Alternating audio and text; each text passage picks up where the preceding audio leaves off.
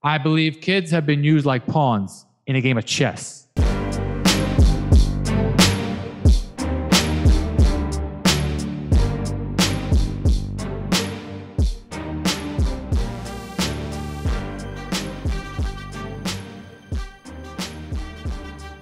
What's up, everybody? Michael Stephen here on Unleashing Truth, and this is episode 2.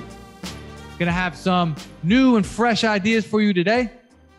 I'm gonna call this one Sports in School, because we're gonna begin with sports, we're gonna end with sports, and in between, when you get my random, rap, movie, famous people quotes, we're gonna focus a little bit on the kids and schooling today, because that's an important topic right here in April 2022.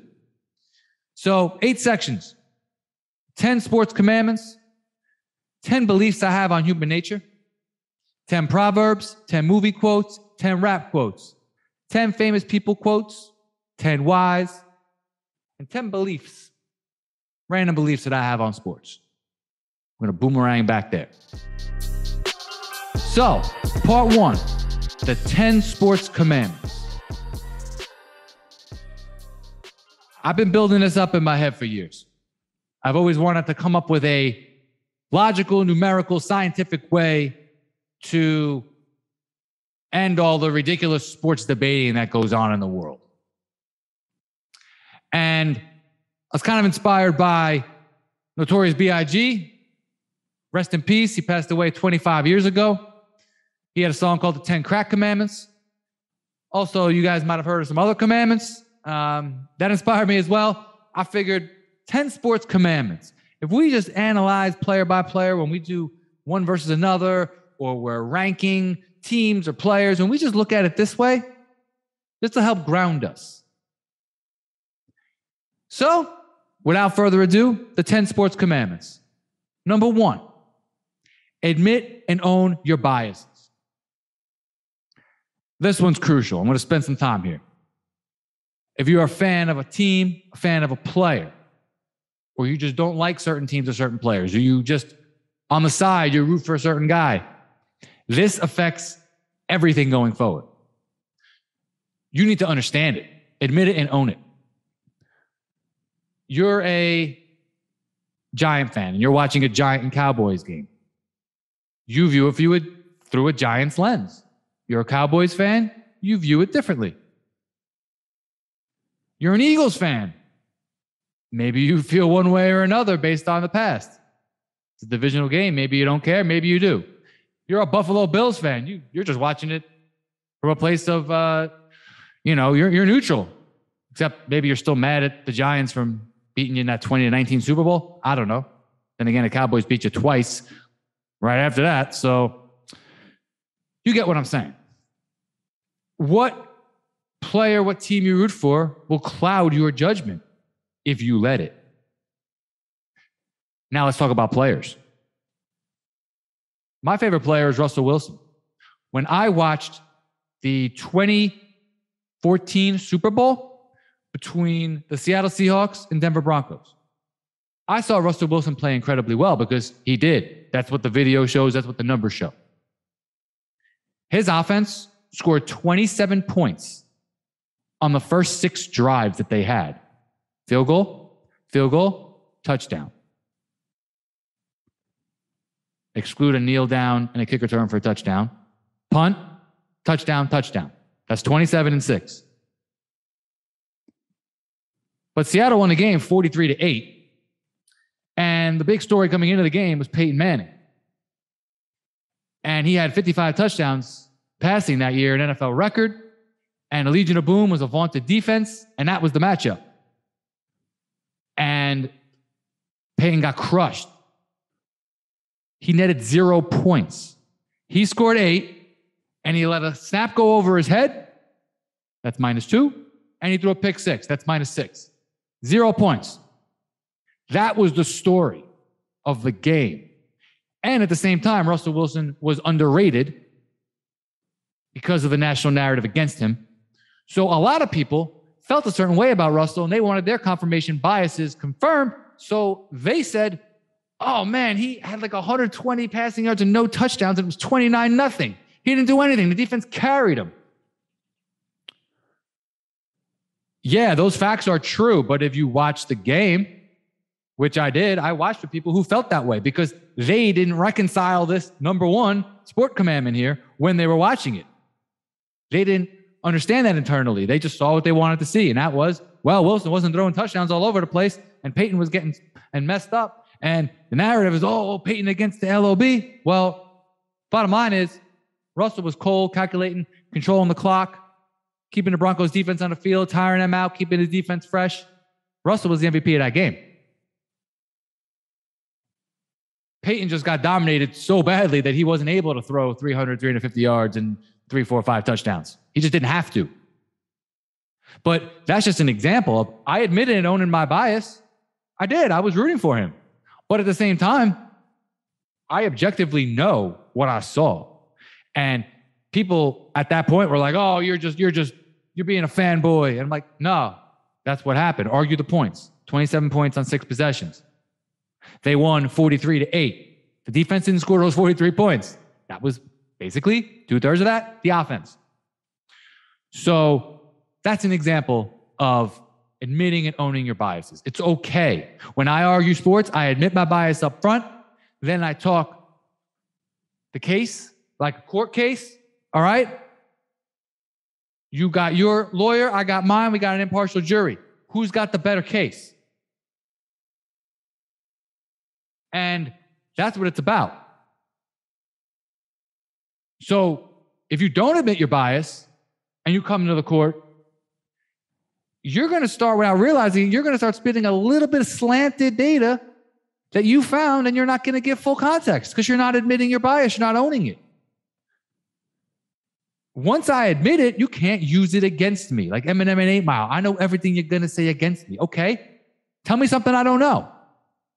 Tell them something they don't know about me. Yeah, I like them. Tell me something else. Attack the facts. Attack the data. Oh, you can't. Now, this applies to a lot of things in life. Sports is trivial. You're allowed to have your guy, but this applies to a lot of things in life. And if we can't figure this out with sports, it's going to seep in to other parts of our life. Politics, family, religion, everything. The way we just look at the world, the way we talk to important people in our lives. All right, I digress. Number 2, the video and game film, both in the regular season and playoffs. What does the video show you? Pretty self-explanatory. Number 3, impact on winning and intangibles. Also, bonus points here if you change the game. So your impact on winning. In football, what's important that there's not a lot of common stats for? Blocking, leadership, recovering fumbles, just making a big play, helping your teammate out, setting really good picks in basketball, throwing a ball off a guy's leg, saying the right thing at the right moment, calming a guy down, knowing when to shoot and when to pass. Just little intangible things. And now when I say change the game, Wilt Chamberlain, Kareem Abdul-Jabbar, Michael Jordan, Steph Curry, certain guys have just changed the dynamic of the sport, and I think that needs to be factored in a little bit as well. Not too much, but needs to be factored in. Number 4, numbers, the right ones. There's so many numbers floating out there right now that we need to start building this bottoms up, okay? Basketball, for instance. People get obsessed with triple doubles. They're arbitrary round numbers. I'll take 27, 9, and 6 over 11, 10, and 10 any day. Shooting. Just field goal percentage. I mean, how many field goal percentage? I mean, I think Russell Westbrook was as good as Steph Curry this year. Who's a better shooter? It's not even close. It's literally night and day, right? So when I look at shooting in basketball, I'll keep it really simple. What's your 2-point percentage? What percentage of your shots were 2s? What's your 3-point percentage? What percentage of your shots were 3s? What's your free throw percentage? how many times you get to the line per game. And that's what true shooting is. But break it down like that, and you'll see why some of the more formulaic advanced stats are what they are. The analytics are what they are. But there's a bridge between raw data and analytics, and that's called numbers and information. And that's where we need to stay in. I believe that's the best bridge between analytics and the eye test and the coaching player mindset. Plus minuses, for instance. They can be deceiving, but over time, they definitely matter. And it'll tell a story. It'll be like, oh, these are the best players of this year, or this last decade, or ever. And then, oh yeah, those are the guys that played with all those guys. You see, Danny Green and I don't know, some of these other guys on all these lists. And you're like, oh yeah, who did he play with? Oh, okay, that makes sense. So it doesn't discount the list because you see good, strong role players of championship teams on there. No, it just proves the point of, oh, those guys are really those guys. And again, there's so many numbers out there. You got to get the right ones and leave the rest of it behind. Number 5, longevity and durability. And this includes injuries and the timing of your injuries. Longevity, how long did you play in a league? How durable are you? How many games did you play each year? How much did you need to load manage? Anthony Davis is on the very low end of the scale. Very short prime unless he turns it around, and not very consistent year by year. LeBron James on the complete other side. 19 years, hardly any injuries. An incredible run of durability and longevity. Consistency. 6, consistency. What is your ceiling versus your floor, both on a game-by-game basis, series-by-series basis, full year basis? Some guys, they have a lower floor than others because let's say they're average defenders and they're off shooting. Well, what are they really contributing? Yeah, maybe some spacing, but a bad Steph Curry game, in my opinion, is worse than a bad Tim Duncan game or a bad Michael Jordan game or a bad Larry Bird game. Like, there's certain aspects that both on a game-to-game and year-by-year basis that we need to understand. And also part of this realm is peak value. Some people just stay at that A- range forever. Some people hit the A+ and they go down to the B-. We have to figure that out as well. Number 7, big game performances.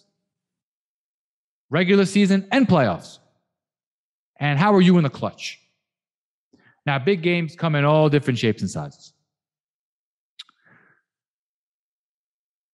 It could be in football, a week 16 game on the road for the division. It could be any playoff game. It could just be a big game early in the season, a Super Bowl rematch or something.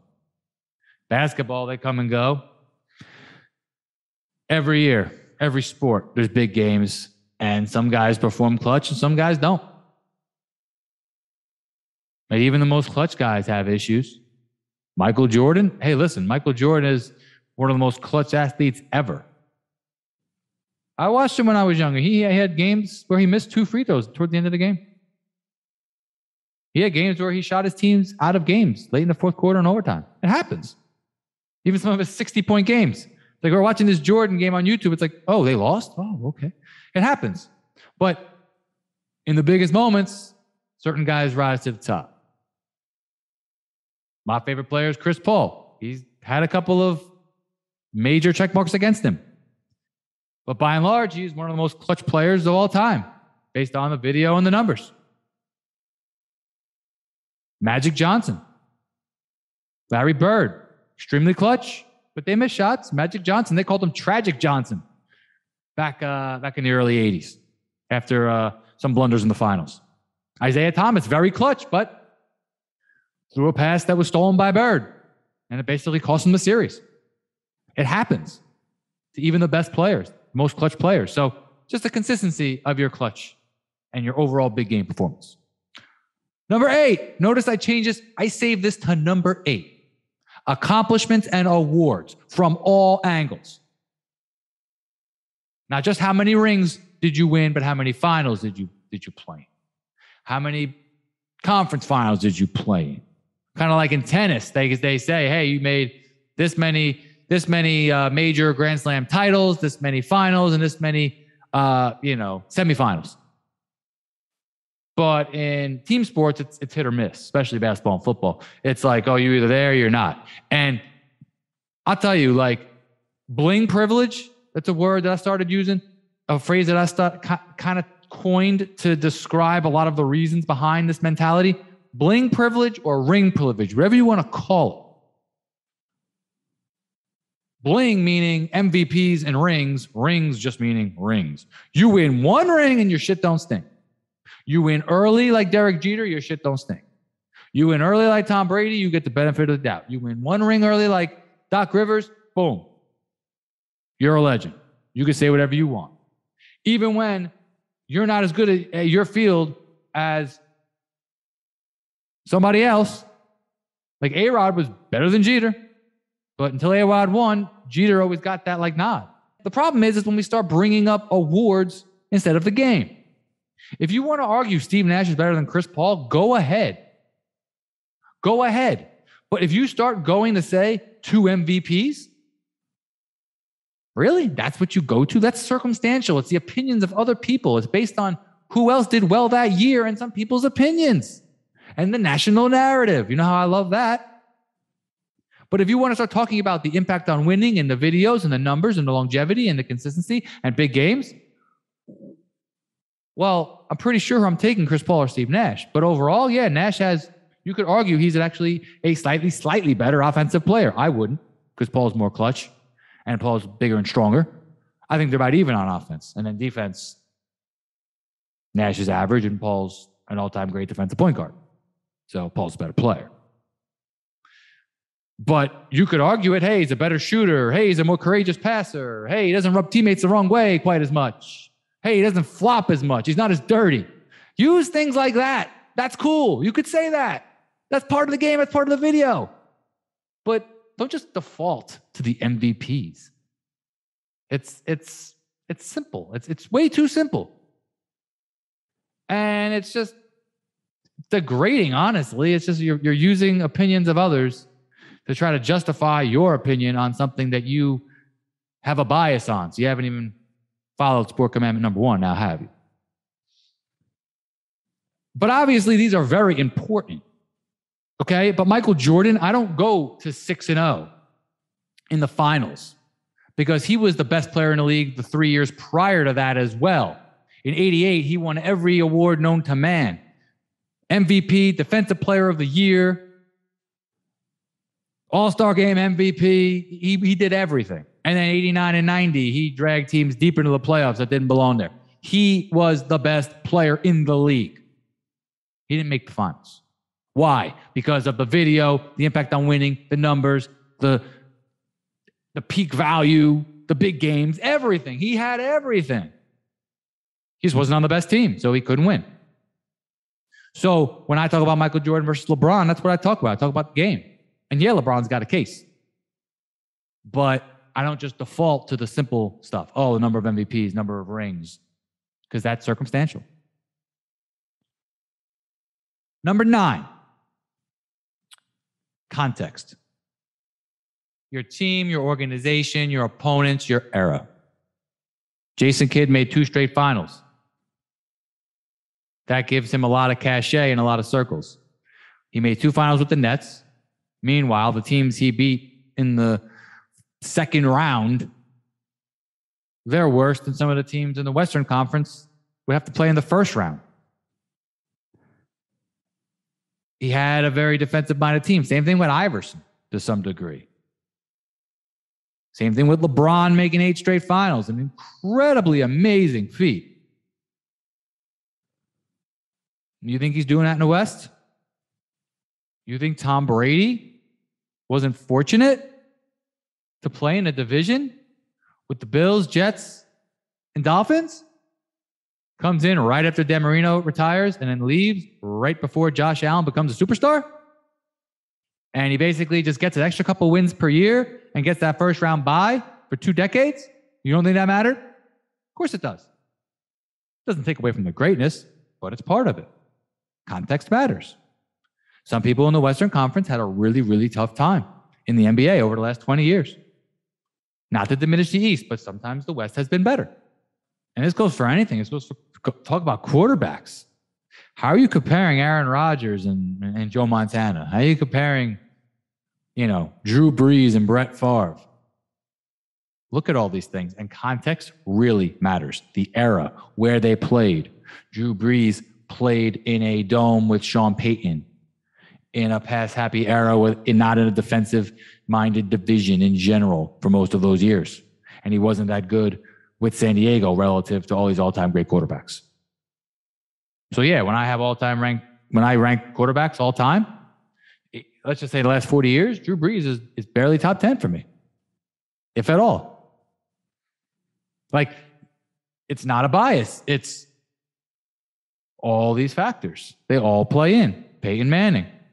I don't think Peyton Manning is a top 5 quarterback in the last 40 years. He has an argument for sure, but there are limitations to his game. And we have to look at the context of it all. Who did he have on his team? Where did he play? What did he do? What did he do in big games? What did he do against great defenses? Let's look at postseason numbers. Let's look at the video. There are certain things that they may go against the national narrative, but when we follow these rules, and number nine is crucial. I feel bad even putting it number 9. It's more abstract than all the rest. And speaking of abstract, number 10, the realm. What realm are we in? Are we talking one game, one series, one day at the gym, 1 year, 3 years, 5 years, 10 years, 15 years, 20 years? Basketball, I'm taking Michael Jordan for all of those, up to 15 years. But 20 years? I mean, you probably got to go LeBron. Even 15, you could argue LeBron. I wouldn't. But you could. And at the end of the day, you take these 10 commandments, you put them into a pot, you got to weight them to some degree. I'm not sure how to weight them. That's something that I can discuss down the road. But in an era where we got the people we got on ESPN talking the way they talk, people entertaining that nonsense, it might be funny, but at the end of the day, it's drivel. It's just not good for our brain. We're feeding our brain nonsense. This is more about figuring out tiers, okay? Because sometimes, as I said earlier, there is no right answer. You can have a court case. You can have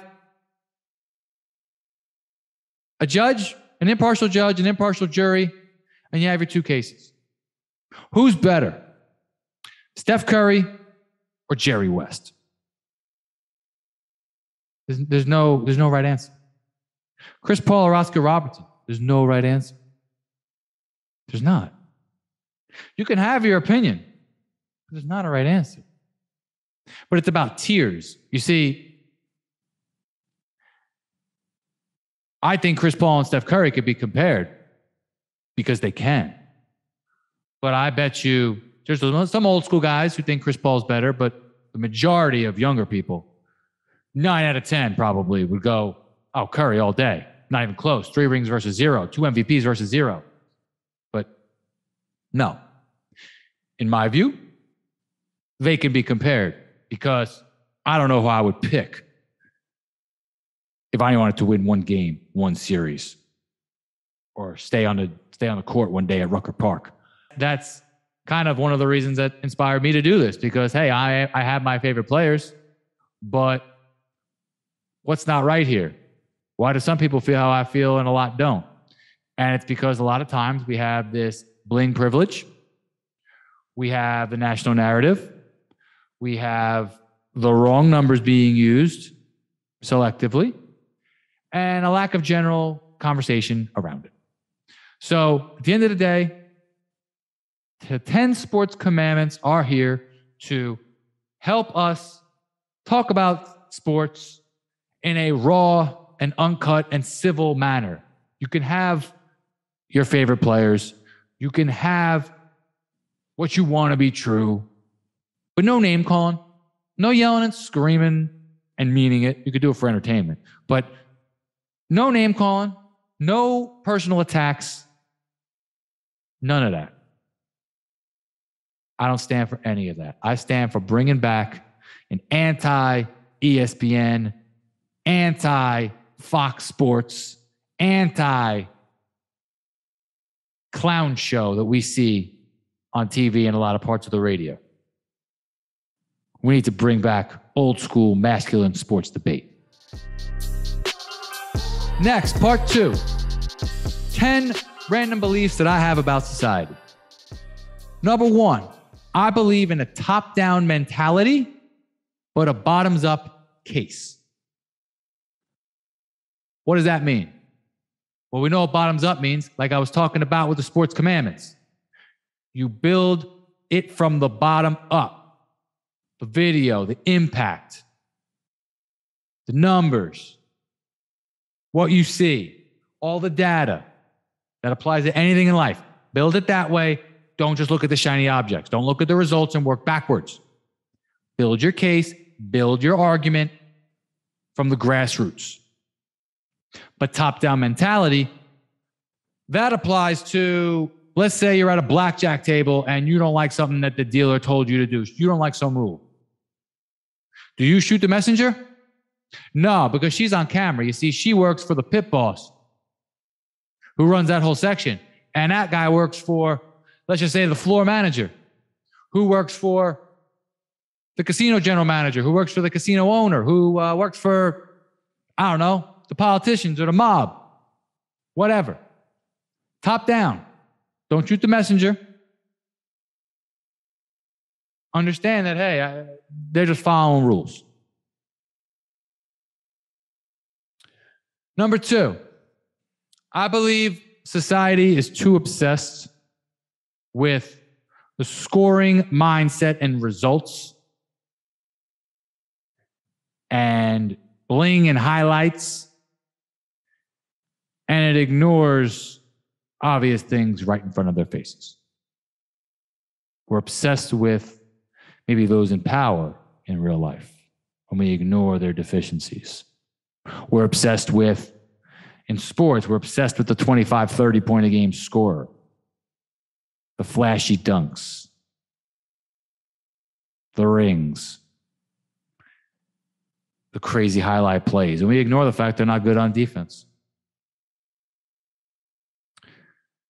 Kobe Bryant is one of the best players of all time, but because of his incredible scoring, not only his scoring itself, but his mindset, his attitude, his incredible will, we're just attracted to that in our society.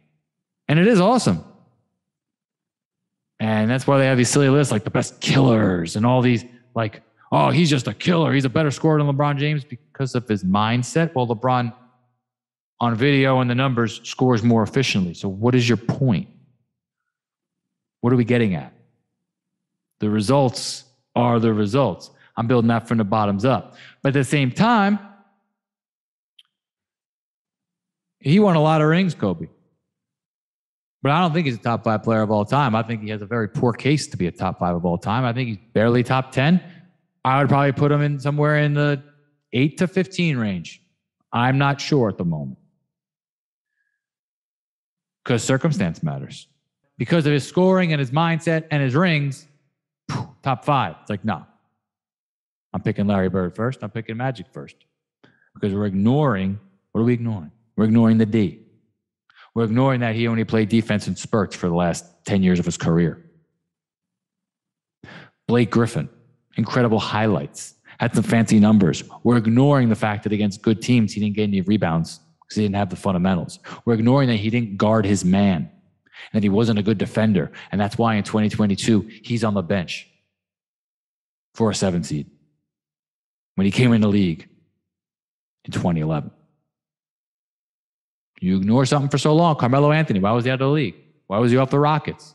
Why has he bounced around? Why was he not a consistent winner? All-time great scorer. Oh, there's that scoring again. Great scoring mindset. Didn't make his teammates better. Not a natural defender.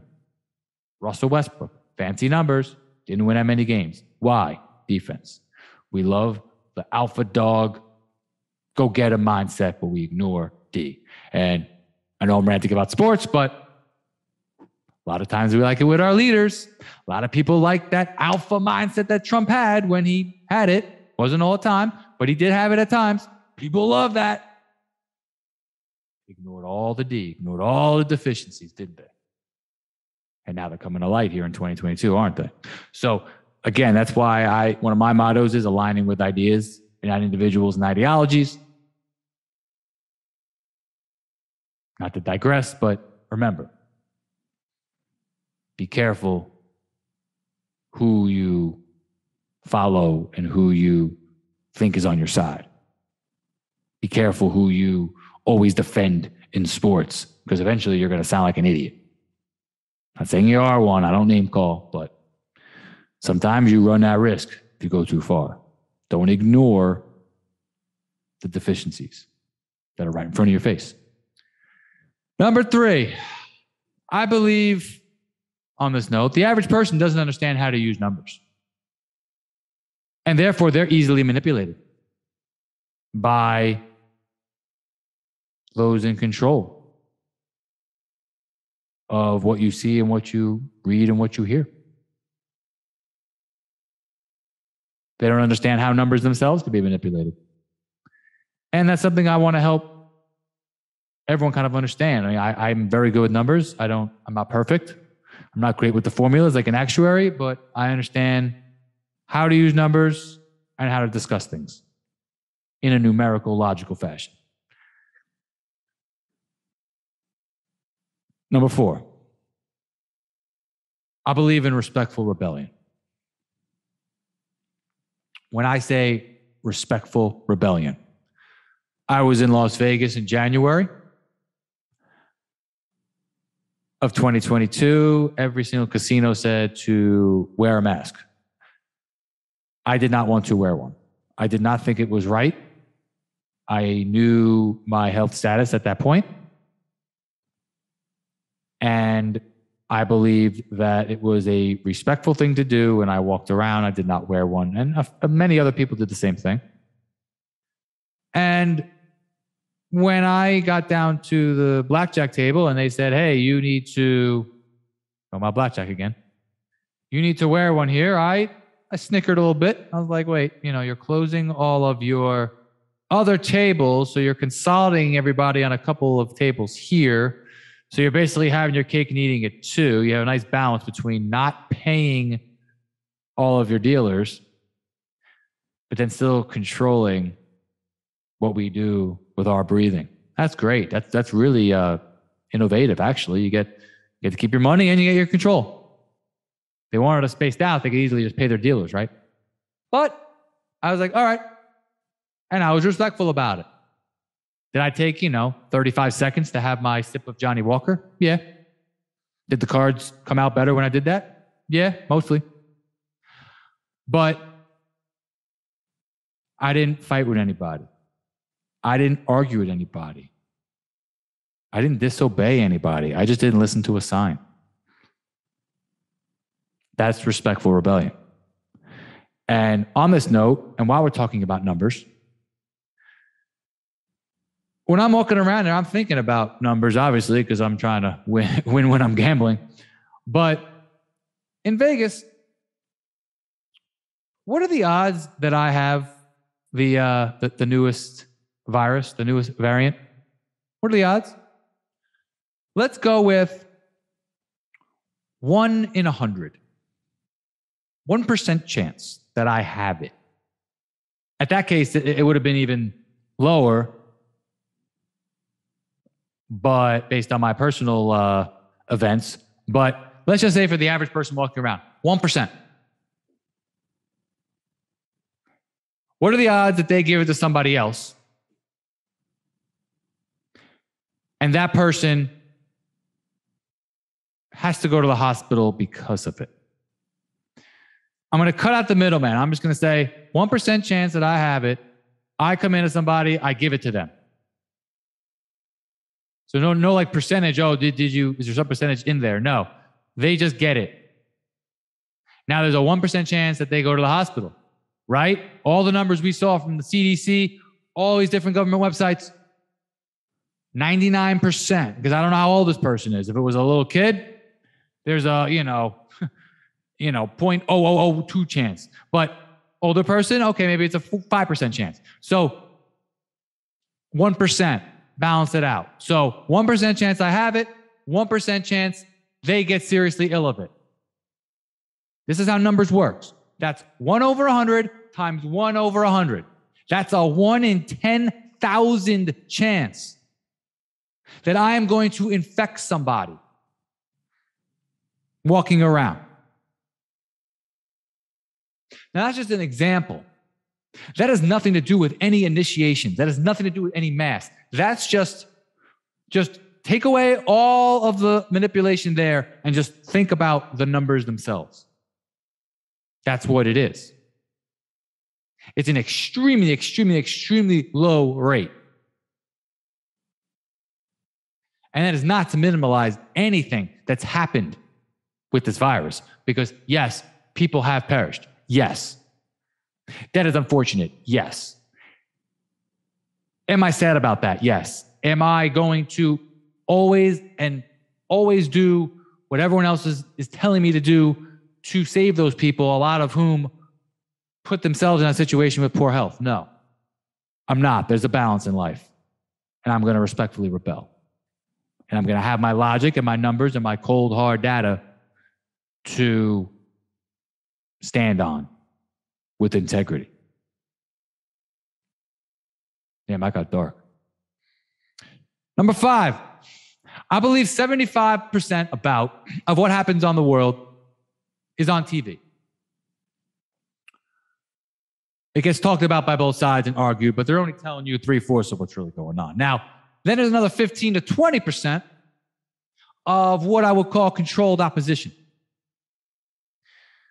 People who are going counterculture, but even they can't get into certain things. If they went certain routes and said certain topics, they would be deplatformed, so to speak. It's that last 5 to 10% where you really need to dig for. You got to go in the gutter, so to speak, of social media, of the world, talking to people, conversations. You got to go to the right places, and you got to do it in an intelligent way. You want to go down every angle, every side. You want to go left, right, middle, center, take every fork imaginable. And I believe that is, almost like, what's that movie back in the 60s, The Good, the Bad, and the Ugly? Yeah. You're getting the bad on TV, you're getting the good and the bad, and you're getting a little more good and the bad. You got to go find the ugly. May not be pretty, it may not be comfortable, but I believe that's what you got to do. Use what's in front of you. Use social media. Speaking of which, number 6, social media. Oh, this is great. I believe social media has made all of us more reactive and emotional. Look at how I'm yelling right now. More reactive, more emotional, especially the effect that it has on kids and the effect that it has on men, grown men. Listen, I'm not going to get into gender dynamics right now, but men have become more reactive and emotional. And I think social media is a culprit of that. We can't even watch a football game without ranting and raving to the world. We can't even, Dwayne Haskins passes away and men are going on social media crying about it. Like, hey, listen, it's a sad situation. Why don't you contain your thoughts? Relax, compose yourself, then let out a statement. That's the way you're supposed to react or respond. Kids don't know any better, and they start talking like influencers on TikTok. They start talking in meme form. It's revolting. I see it all the time. I didn't want to believe it, but it's true. And we got to remember that our brains are hardwired for the negative. It's a survival mechanism. You sent out threats. This. So we get all crazy when something happens in a game that's so immaterial ultimately, and we start ranting about it. And something bad happens and there's 100 comments. And then something amazing happens that's way more important and there's like 30 comments. And the brain is also a pattern recognition machine. If you're always doing social media, if you're always talking about it, you're always just reacting nonstop, and you start texting things, 10 straight texts like that, 10 different messages instead of just like compose your thoughts, chill, and then type out something where you actually put your mind and body behind it. Believe me, it really helps communicate better with the people you love. So I do believe social media is mostly negative, but it can give you a lot of positives if you understand what I just said, and you also use it to find some of the uncomfortable things of the world that maybe the people who run these sites don't really want you to see. Number 7. On that note, our brains are bombarded by propaganda every day of our lives. Whether it's TV, radio, billboard signs, every day at some point we get something. Could just be a thought in our head that we saw from weeks ago. Number 8, I believe most people do not know what to do with true freedom. That they crave some sort of structure, some sort of order, and that it's safer for them. Now, when I say this, I used to work in finance. I would have a structure. And it kept me sane. But then I realized, I'm like, wow, most people probably don't want to plan their day. If they just had a day off or time off and they had no schedule and they weren't having to do anything, how many people really have a right routine? How many people can set their own plan, their own weekly plan, their own monthly plan and stick to it? Not many. I struggle with it. I'm getting better, but I'm struggling with it. And that makes me understand the last couple of years a little bit better. I think people sometimes like to be told what to do because it simplifies things. It's one less thing to think about. Like, all right, I'll just go along with this. And I think that we need to do a better job individually, first off, of planning out our days, our weeks, our months, eventually our years, as best we can, so that you plan it out, and then when unexpected things happen, you plan in time to take care of that. You plan in, like, let's just say a half hour a day, I'm going to go respond to all my text messages now. I'm not going to be on my phone all day. I'm going to spend, I actually started doing this. I spend a half hour a day on my phone researching things. But only that half hour. I set a timer. When it's done, it's done. No more. I'm not going on my phone in the bathroom. I'm bringing back newspapers like 25 years ago, old school. Tired of everyone having their phones in the bathroom all hunched over like this. Social media, man.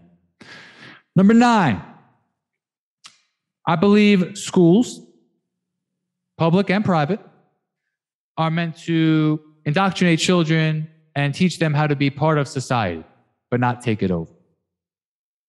They're not learning the real stuff that they need to learn. They're just learning enough to contribute and be a spoke on the wheel, but not truly become an independent, free-thinking entity that we are all capable of when we're born. And on that note, number 10, I believe kids have been used like pawns in a game of chess in the last 2 years. In terms of mass, in terms of quarantines, and distance learning. When I think about the mental health, the learning, the socialization of these children from all age ranges, especially when their heads are buried in their phones at all time, they're already socially disconnected, sports leagues being canceled, kids being forced to eat outside in 30-degree weather, 6 and 7-year-old kids. They are pawns in a game of chess. And I would love to think that that's not the case. Please try to convince me otherwise. I'm open to that. It just breaks my heart to see our future generation and our future leaders being used in this regard. And when are we going to start thinking about the three-dimensional view of everything that we've done in the last couple of years? We need to be not short-sighted, but have insight and foresight in terms of how it's going to, teach our kids. And a bonus belief on that note, can we please normalize not cursing as much? I believe cursing is more effective when used in small doses. You save it for the right moment and you just let it out. It's for effect. I'm an Eminem fan. After his drug rehab stint, the dude couldn't go 5 seconds without cursing. And I was like, you have no effect on me anymore. It's numbness now. He used to do it a few times a song and it hit hard. But what about our kids? Can we normalize the term boss babe or boss chick? Ain't got to be boss bitch. Don't call yourself a name that you don't want other people to call you. And if you think it's cool to call each other that, yeah? And do you like it when some random guy calls you that? No, you don't. Oh, it's just between you. Okay. Just cut that shit out. Normalize cursing. See, I got fired up there, so I let one go. Didn't even mean to do that. So, what example does that set? All the music on the radio we hear. Can we please normalize boss babe, boss chick, boss lady? Okay? For example. Thank you. Appreciate it. Next, part 3, 10 sayings, proverbs that we've all heard at some point. As always, I'm going to read this uninterrupted, no numbers. And I'll tell a little bit of a story. The devil you know is better than the devil you don't. Risk versus reward. Less is more. Just the tip of the iceberg. Reap what you sow. Misery loves company. Chickens coming home to roost.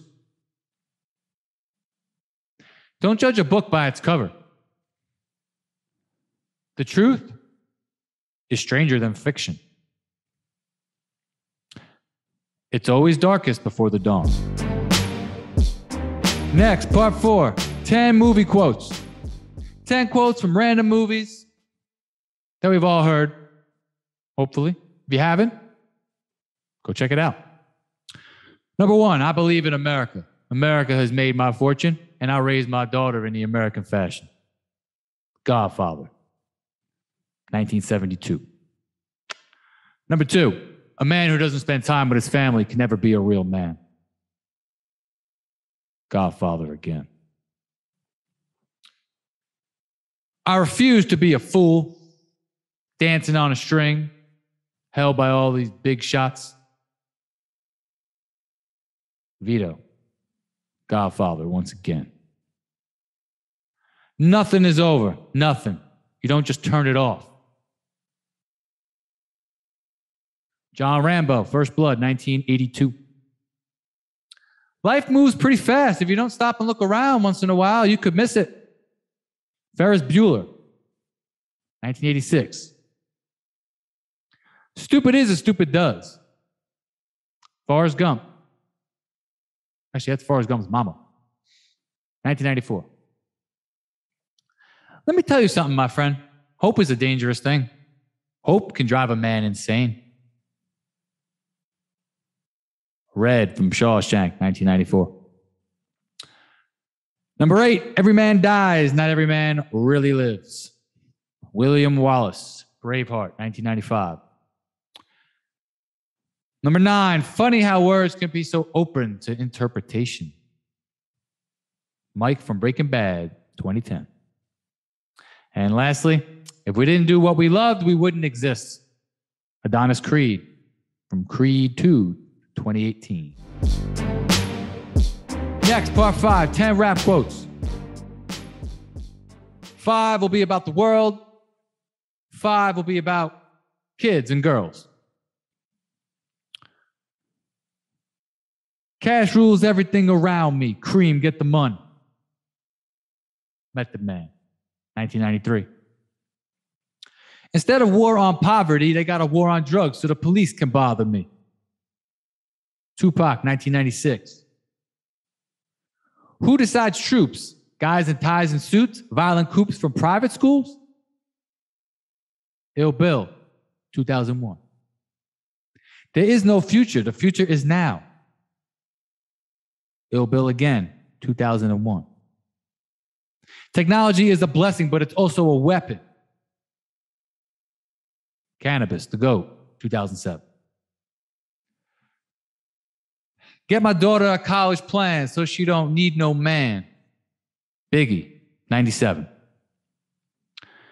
And tell me my tape taught him to swear. What about the makeup you allow your 12-year-old daughter to wear? Eminem, 2000. These girls are trying to be queens, Lou. Dumb it down. Lupe Fiasco, 2009. At this point, I realized I ain't the strictest parent. I'm too loose. I'm too cool with her. Should have drove on time to school with her. I thought I dropped enough jewels on her. Nas, 2012. Lastly, if you got kids of your own and you're throwing tantrums, don't be oblivious and assume that it won't impact them. Children follow the protocol of the parent's blueprint. So if there's an issue, they might handle it just how you did. Hobson, 2021. 10 famous members of society. Part 6. 5 Carlins right up front, and then 5 others. The planet is fine, the people are fucked. We are a nation of sheep and someone else owns the grass. Reminds me of Fences. You know what Fences is doing lately? Go look that up. That's what Americans do now. They're always willing to trade away a little bit of their freedom in exchange for the feeling, the illusion of security.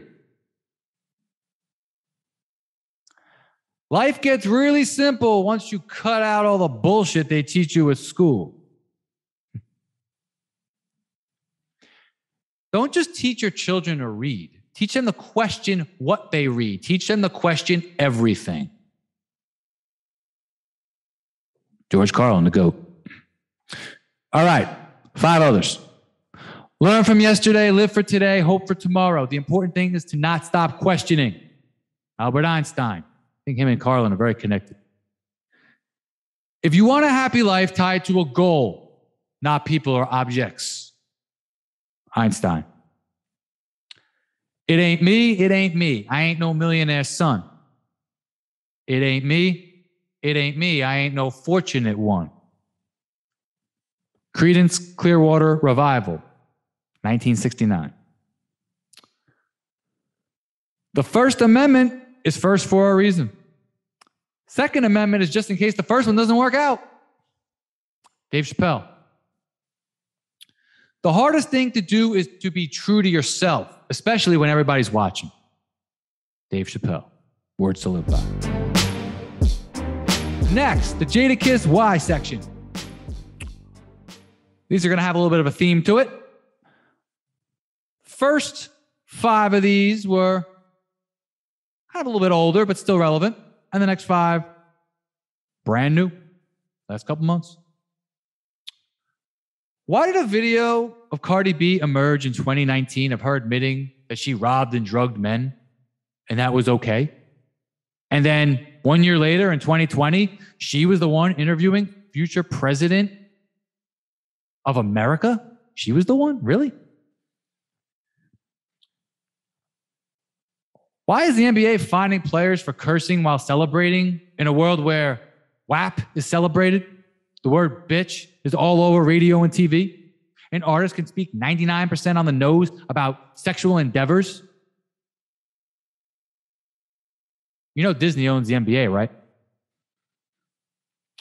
Speaking of which, why are there so many dildos and sexual innuendos in Disney's products for children? Disney and dildos. Why? Why did William Fences and the family of someone referred to as a nasty woman back in the day? Why did they frequent Epstein Island so often? Speaking of, why did Miss Maxwell work for the Mickey Mouse organization back in the day? Didn't she get convicted of something related to that lately? I forget. All right, 5 from current day. Why is Disney writer LaToya Raveneau caught on video neurotically stating, "Our leadership over there has been so welcoming to my not at all secret gay agenda. No one would stop me and no one was trying to stop me." That came out about a month ago. Why are elementary school boards in parts of the United States pushing to speak on sexual orientation to 5 to 8-year-olds? Why are there now emojis of men being pregnant? Why, on the matter of food shortages, did Handshake Joe in March 2022 say it's going to be real because both Russia and Ukraine have been the breadbasket of Europe?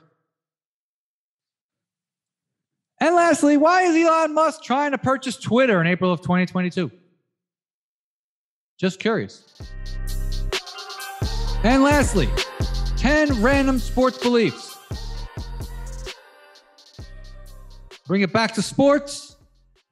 Go a little wild on this episode here, but let's end it with sports. I believe sports is an important pillar of our society. It drives culture in a lot of ways. Sports teaches you how to win with grace, lose with dignity, how to handle situations, both individually and as a team. Helps your emotional IQ and a lot of times your real IQ. And it's great for your physical body. It's great for your mind. Number 2, I believe in rooting for one player instead of one team. That's what I do. I believe that when you root for a team, you're essentially rooting for laundry and you kind of inherit the trauma of that team's past. As weird as that sounds. But it's true. And I know way too many like Nick, Jets, and Mets fans. And, you know, they start playing sports and they start acting like they're on the Jets or Mets. Now you root for one player. Problem is you don't get the camaraderie locally, like at a college or at a local bar. This was only available the last 20, 30 years because before that you could only see what was in your town. But you root for one player, at least you're constantly entertained. And you can root for them. You got to stay loyal to them wherever they go. I was a Michael Jordan fan growing up. I had to root for the Wizards for a couple of years. I was a Brett Favre fan. I had to root for the Jets. It was fun. I made it work. Now the problem is you root for a great player. If it's not Michael Jordan or Tom Brady, take those two guys out of it. You're usually going to lose in the playoffs in heartbreaking fashion every year because only one team wins every year. So you got to reconcile that fact. But I'd rather lose in the second round in heartbreaking fashion than be 30 games under 500. And that's just how I roll. Number 3, I believe there's too many numbers in sports. We're overloaded. You either get too simple of an example, an egregious example, or something that's too complex, too formulaic for anyone except for like ridiculous numerical actuaries to understand. We don't have to go that deep. Let's find a balance between the two. I think it's part of keeping us divided at a trivial level, but that's besides the point. Number 4, I believe there needs to be new sports charts created, so I'm going to do that. Like I was talking about earlier about shooting. How many 2-pointers did you take? How many did you make? How many 3-pointers you take? How many did you make? How many free throws? How many did you make? Just bare bones. Okay, how many possessions? How many points did you score? Include your assists, turnovers.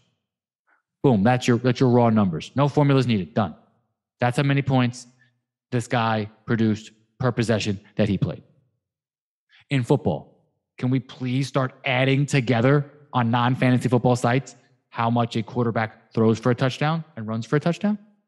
And not just say how many times he fumbled the ball, but how many times did he fumble it and he lost it? Last I checked, that's what matters. That's what really matters, right? We don't talk about how many interceptions went off guys' chests on defense, do we? No, we talk about how many interceptions did they throw? How many fumbles did they lose? Add those together. Total touchdowns, total turnovers, total rushing yards, total passing yards. Simple, real easy. And then stats and the right numbers can be readily available for everybody. Then they can't, put blindfolds over us and manipulate us with numbers like they love to do. Number 5, some GOATs. I believe Michael Jordan is the greatest team athlete of all time. So obviously the greatest basketball player of all time. Tom Brady, the greatest argument for the greatest football player of all time. I would take Lawrence Taylor, but Brady has more of an impact on winning. So those would be my 2 guys. George Carlin, side note, in my opinion, is the greatest comedian of all time, and Cannabis, in my opinion, is the greatest rapper of all time. All right, now some random ones here. Number 6, Patrick Mahomes is a combination of Russell Wilson and Brett Favre. He has the wizardry of Wilson and the fearlessness of Favre. From Wilson, he has the baseball background, the off-kilter throws, the slides, the magical plays. From Favre, he's got the ill-advised throws, the interceptions, the risk-taking, and just like an extra 5 to 10 yards on the ball more than everybody else, even Russ.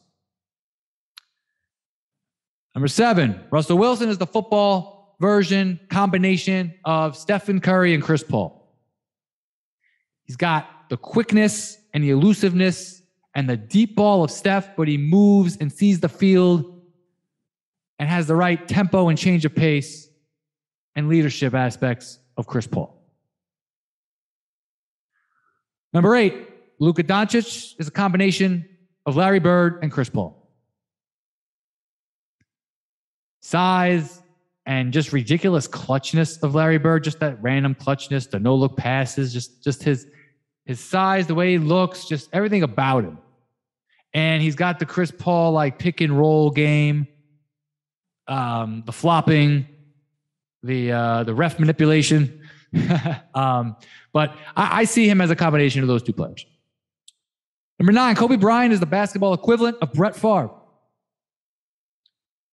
They're both extremely egotistical and think they can make any shot or any throw.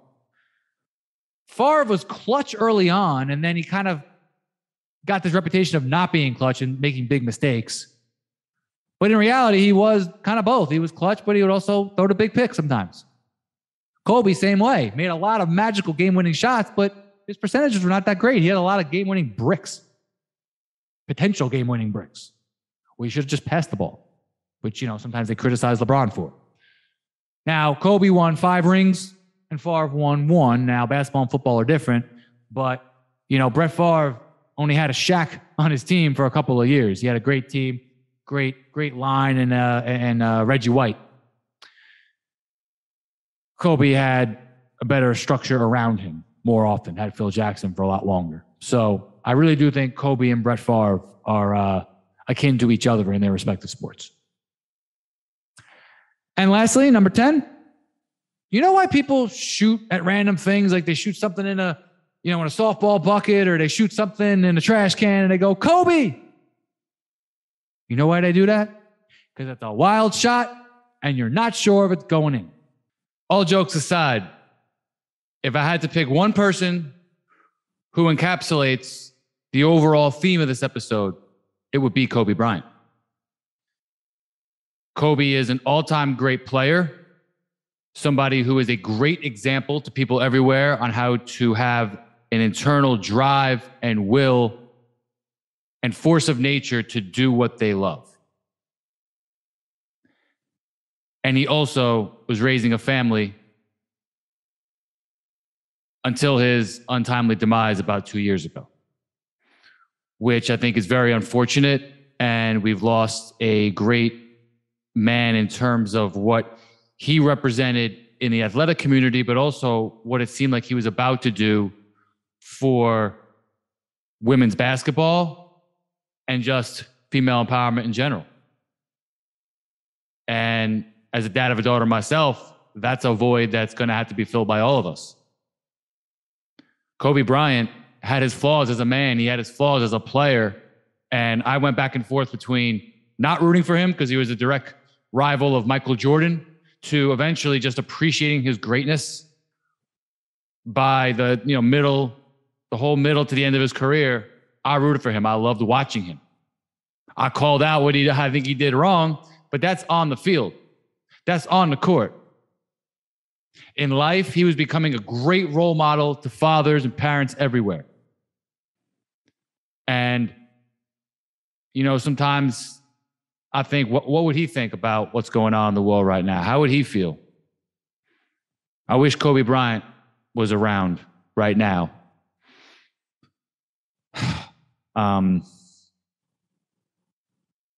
Just to give his thoughts and to give his input and really make a difference. And on that note, RIP Kobe Bryant. Long live his legacy. Long live the sports commandments. And long live Kobe. Michael Stephen is out. Peace.